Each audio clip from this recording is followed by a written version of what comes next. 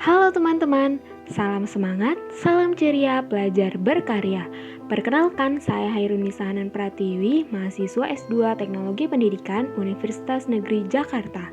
Pada kesempatan ini, saya akan sharing sebuah handbook dengan judul The E-Learning Designers sebagai panduan praktis untuk proses pengembangan e-learning untuk desainer e-learning pemula.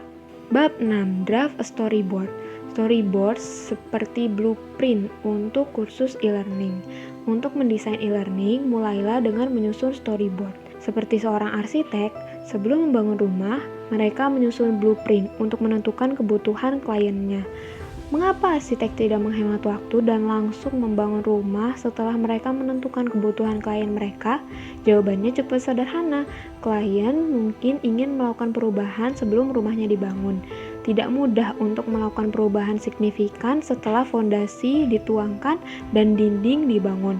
Namun, apapun bisa diubah jika hanya berupa gambar sederhana di atas kertas. Storyboard e-learning adalah dokumen tertulis yang menguraikan konten pembelajaran. Tujuannya untuk memberikan review kepada pemangku kepentingan dan ahli materi tentang bagaimana kursus akan mengalir dan bagaimana konten akan disajikan. Mulailah storyboard e-learning dengan fokus pada konten, kolaborasi dengan stakeholder dan ahli materi, dan segera gabungkan umpan balik dan suntingan. Membuat outline kursus. Sebelum membuat storyboard, mulailah dengan outline atau garis besar. Menyusun outline dapat membantu memvisualisasikan bagaimana konten disusun dan bagaimana mengalir dari satu topik ke topik lainnya. Tidak lupa untuk membagikan outline kepada stakeholder dan ahli materi untuk memastikan bahwa Anda berada di jalur yang benar. Penulis menyusun outline dengan memuat list setiap topik, identifikasi interaktivitas, dan membuat flow. Format storyboard ada berbagai macam, masing-masing memiliki kelebihan dan kekurangannya. Format storyboard mana yang Anda pilih untuk mengembangkan kursus e-learning bergantung pada apa yang dibutuhkan untuk keluar darinya. Storyboard tersedia dalam dua format, yaitu storyboard tertulis dan visual storyboard.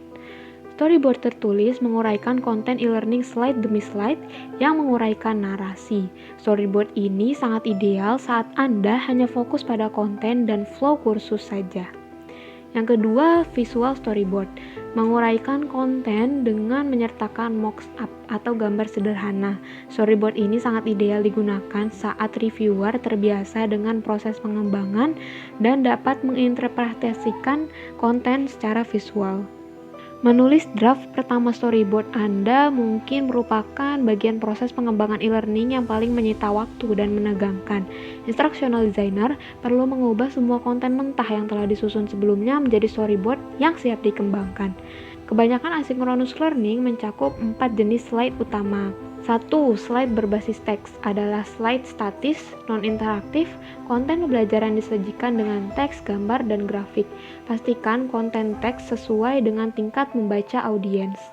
2. Slide presentasi adalah slide animasi non-interaktif.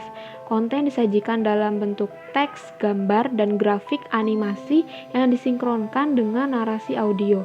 Pastikan narasi audio ditulis dengan nada alami dan percakapan.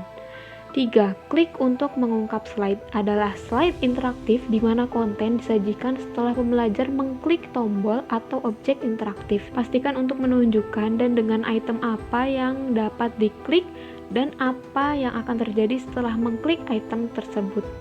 4. Slide berbasis keputusan adalah slide interaktif di mana pembelajar diminta membuat keputusan berbasis pengetahuan atau keterampilan. Jangan lupa untuk menyertakan desain keputusan apa yang harus dibuat, misal kuis dan lain-lain. Uraikan setiap opsi dan jelaskan umpan balik yang disajikan. Review dan edit storyboard.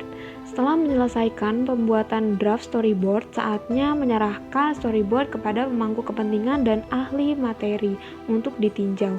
Tanggung jawab ada pada pengembang e-learning atau instructional designer untuk membuat proses peninjauan sesederhana mungkin. Berikan instruksi yang jelas apa yang perlu ditinjau dan kapan deadline peninjauannya. Jadwalkan waktu peninjauan bersama ahli materi. Lakukan sesi tinjauan langsung secara face-to-face untuk mendapatkan feedback secara langsung dan memahami sepenuhnya pertanyaan dan keputusan hasil edit yang diperlukan. Sekian yang bisa saya sharingkan pada bab 6 ini, semoga bermanfaat and see you next time.